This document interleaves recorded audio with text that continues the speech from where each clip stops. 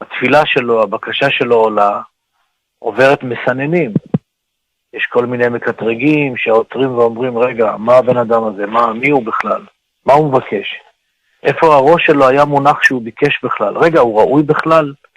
לפעמים אדם פותח אש על עצמו, כי הנה אתה מבקש, עכשיו בוא נבדוק מי אתה, ואז יכול להיות חלילה, פעולות לא פשוטות הפוכות. לכן זה לא פשוט, צריך לדעת להתפלל. כשאתה מתפלל במניין, זה כמו שאתה יושב באוטובוס והוא מקבל אישור כניסה. לא בודקים אחד. האוטובוס קיבל אישור ואתה בפנים. גם בתפילה בציבור. יכולת להגיד 18, להתנדנד, לחשוב על אבטיח, ולהגיד השם שפתי תפתח, והתפילה תתקבל. למה? כי התפללת בציבור. אין עד כביר, לא ימאס. חודש אלול זה כבר משהו אחר. חודש אלול, אומר בעל התניא, זה משל של המלך יוצא לשדה. עד עכשיו יש המון סוללות של פקידים, בתי דין, מבקרים על מבקרים, מפקחים על מפקחים, שבודקים את התפילה ואת הכוונה. אנחנו מכירים את המושג הזה לפעמים, אין קשר בין התמונה לבין המילים. לצערנו הרב, בתפילות שלנו כמה אין קשר בין המילים לבין המחשבות. אז זה מאוד לא פשוט להעלות תפילה. בפרט שהיא עוברת דרך סוללות שלמות של מלאכים ושרפים ואופנים ומבקרים ובתי דינים ומקטרגים. אז הוא בעיה. אבל בחודש אלול אומר בעל התניא משל שהמלך יוצא לשדה, אומר לעוזרים שלו, לסגנים שלו, לשרים שלו, לח"כים, למנהלי הלשכות, לכולם, תקשיבו טוב, תלכו הביתה. לא רוצה אתכם החודש הזה, תלכו לנופש, תלכו לאן שאתם רוצים, אל תפריעו לי. תנו לי לדבר עם הבנים שלי, אני בשדה, מי שרוצה יבוא. בלי קשרים, בלי עוזר פרלמנטרי, בלי מתחת לשולחן, מעל השולחן, כל יהודי כמו שהוא. סבל יכול לבוא עם הפריג'ידר על הגב אם הוא רוצה. סדלר יבוא עם העצים, כל אחד יבוא עם כל החסרונות, ועל כל חסרונם, ברוך חי העולמים. ככה ריבונו שלום אומר, יאללה, תבוא איך שאתה. אז זה מדרגה גבוהה מאוד. בחודש אלול, הקדוש ברוך הוא המלך, מלך מלכי המלכים, הקדוש ברוך הוא, יוצא אל העם, יורד לשדה, נותן לנו אפשרות לדבר בחופשיות, בלי מסננים, בלי ביקורות. דבר בני, מה אתה רוצה? בכבוד. תגיד. זה הזמן לדבר. לא חייב לצאת לשדה כפשוטו. זה משל. הקדוש ברוך הוא כרגע נמצא איתנו מולנו בלי הסתרות. דבר.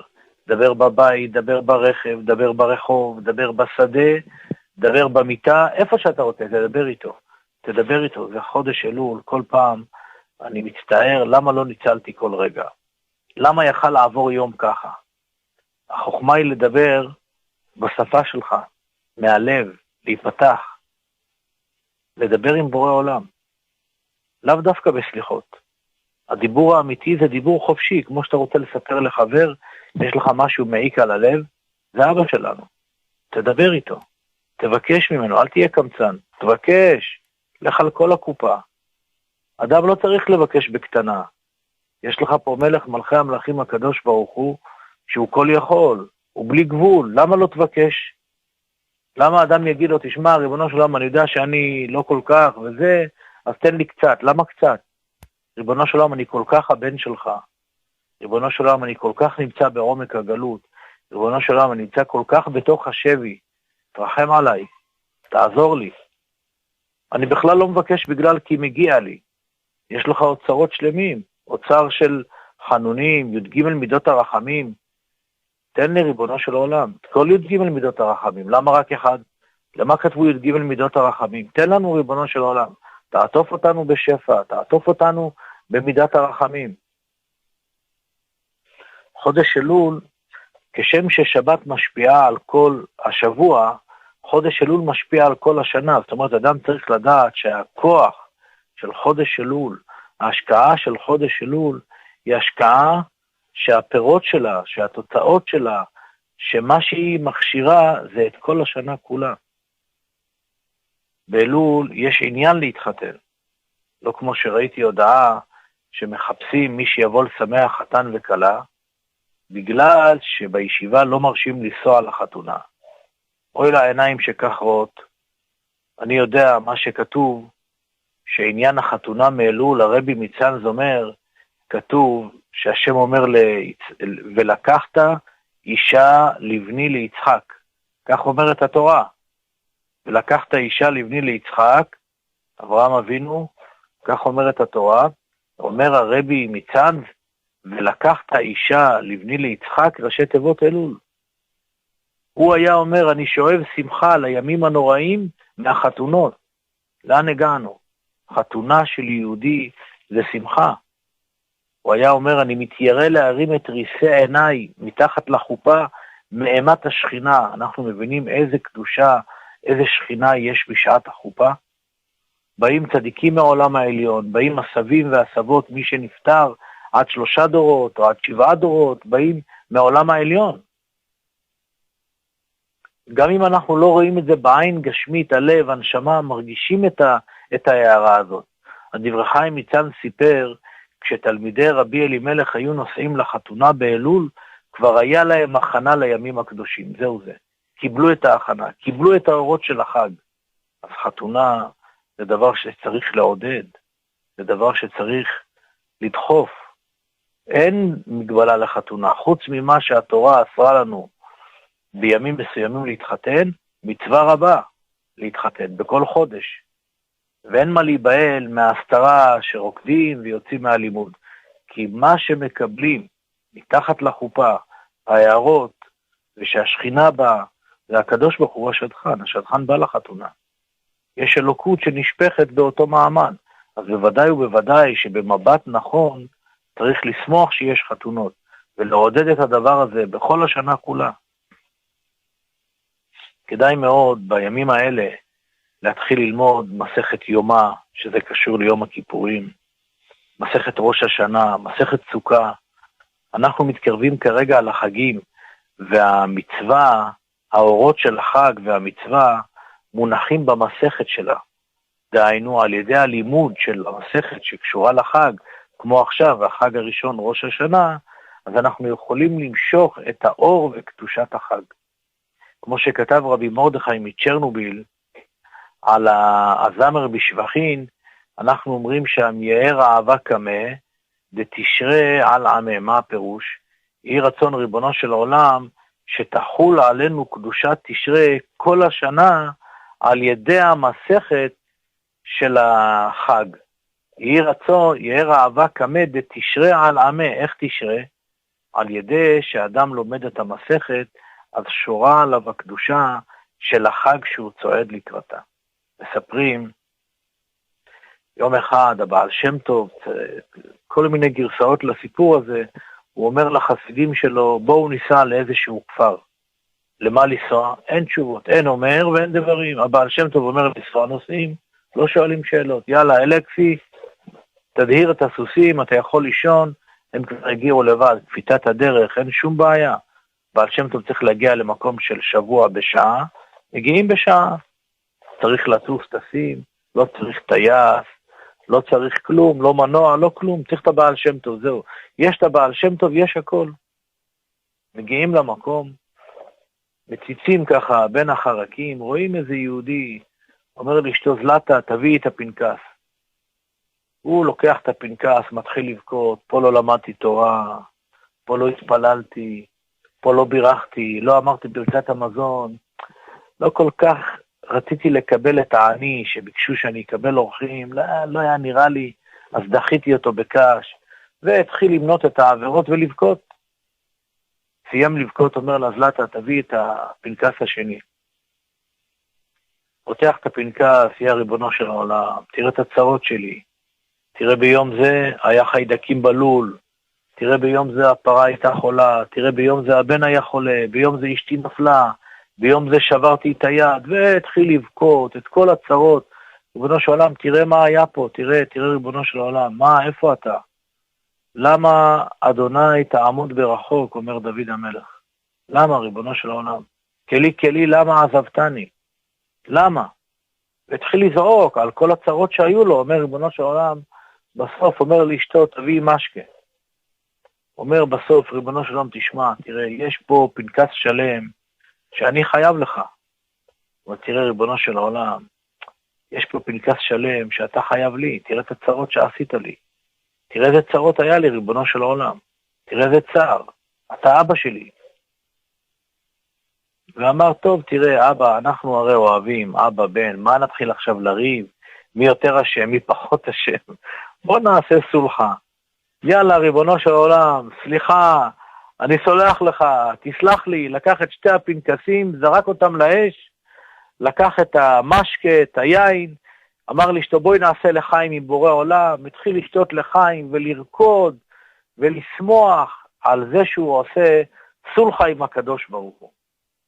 הבעל שם טוב אומר להם, תקשיבו, המחזה הזה הוא לא מחזה פשוט. כל הפמליה של מעלה ירדו פה לראות את הסולחה שהיהודי התמים הזה עושה עם הקדוש ברוך הוא. כוח עצום יש ליהודי תמים, כוח עצום יש ליהודי בפה שלו. אנחנו בכלל, כל העולמות מחוברים למעלה ולמטה, כמו שאור החיים הקדוש כותב על הפסוק בפרשת השבוע, שופטים ושוטרים תיתן לך בכל שעריך, אשר אדוני אלוהיך נותן לך לשבטיך, ושפטו את העם משפט צדק. לכאורה, שואל אור החיים הקדוש, מה זה ושפטו את העם? צריך להגיד, תשפטו את העם משפט צדק. מה זה שפטו? מה? שפטו כבר את העם? אומר אור החיים, דע לך, יש בית דין העליון. בית דין העליון בשמיים, קוראים לו צדק. אומר, תדע לך, כשהשופטים שופטים משפט אמת, אז תדע לך שהם כבר שפטו את המשפט שהבית דין צדק למעלה כבר פסק. הפסק של הבית דין פה למטה הוא פסק שכבר נפסק בשמיים. עכשיו אתה רב עם בן אדם. כמובן שאתה הולך לדין תורה, לא לבית משפט. אסור להרים יד בתורת משה. עם ישראל צריכים ללכת לפי תורת ישראל. הלכת לבית דין. בדין פסקו לך פסק. כל עוד ולא פסקו לך, אתה לא יודע מה יפסקו. גם הדיין לא יודע. אבל בשמיים זה כבר נפסק. אומר אור החיים הקדוש, תדע לך, ושפטו את העם, כבר שפטו. את מה שהיהודי הזה צריך לשלם או לא לשלם, כבר בשמיים שפטו כבר. עכשיו רק צריך להתפלל שהאדם יגיע למשפט האמיתי, לבית דין צדק, שהבית דין יפסוק את הפסק, גם אם פסקו לך משהו שלא נראה לך, תדע לך שזה רצון השם. מי יודע בסוד הגלגולים, בכל מיני עניינים, מה היה החישובים. הכל מתוכנת אצל הקדוש ברוך הוא. לכן אדם שהולך לבית דין יכול להיות רגוע. ולדעת שהתוצאות הם המשפט של בית דין העליון. האדם יש לו כוח השפעה על כל העולמות. הבעל שם טוב הקדוש כותב, האדם ראוי לשום לב ולומר כי הוא סולם מוצב ארצה, וראשו מגיע השמיימה, בכל תנועותיו ועסקיו ודיבורו והילוכו עושה רושם למעלה. ככה האדם צריך לדעת. אז כל פסק של בית דין של תורה הוא פסק שמחובר למעלה. אנחנו בני כל חי, כמו שאומר הרמב"ם, כל אחד צריך, כל אדם ואדם ראוי להיות צדיק כמשה רבנו. יהי רצון שנזכה באמת להגיע לדרגה הזאת, לתובנה הזאת, למדרגה הזאת, לקדושה הזאת. היום ההילולה של רבי דוד מיללוב, אחד מהצדיקים האמיתיים. יום אחד בא רבי דוד מיללוב לאבא שלו, אומר לו, אבא, אני הולך לחפש רבה. אומר לו, בני, מה? אני רבה? אומר לו, לא, הרבה שלי לא יכול להיות אבא שלי. לא יכול להיות, אין מרות, יש קצת בעיה. אמר לו, טוב, אז יש לי הצעה בשבילך, בני. אני מציע לך שהכותל הוא יהיה הרבה שלך. לך לכותל, והכותל יהיה הרבה שלך.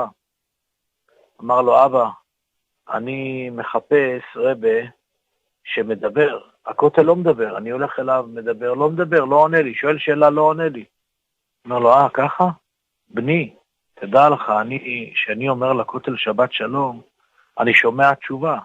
אני שומע, הכותל עונה לי. אמר לו, מה אני אעשה, אבא? אני לא עונה לי הכותל. אני צריך רבי מדבר, ובאמת נסע לחפש רבי מדבר. יהי רצון שנזכה למצוא צדיק אמיתי, רבי מדבר, שינחה אותנו, שיכוון אותנו, שיעזור לנו, שיעורר לנו רחמים, שיפתח לנו את שערי השמיים, מה אנו ומה חיינו. אנחנו רואים כמה יש הסתרת פנים, כמה צער, כמה איסורים. הנה שההרוג מלכות הזה בעיראק, ההרוג מלכות הזה שהרגו אותו באיראן, נוראה רבי זאדה שיצא להורג ביום שלישי, שיהיה מליץ יושר, שיהיה מליץ יושר על כל אחד ואחת בעם ישראל. שהרבי מיללוב שחיפש רבי מדבר, הוא מצא. יורא לנו רחמים שגם אנחנו נמצא רבי מדבר, צדיק אמיתי, ובעזרת השם שתחזינה עינינו בשובך לציון, וכבר נשמע את שופרו של משיח צדקנו, לא חלילה בשנת תשע"ו, עוד היום, שלא יהיה עיכובים ולא יהיה בלבולים, ובעזרת השם שבימינו ובימיכם תיוושע יהודה, וימלא השם את כל משאלות ליבנו לטובה ולברכה, שיהיה שנה טובה ומתוקה, שהשם ימלא את כל משאלות ליבנו לטובה ולברכה, חודש טוב ושנה טובה.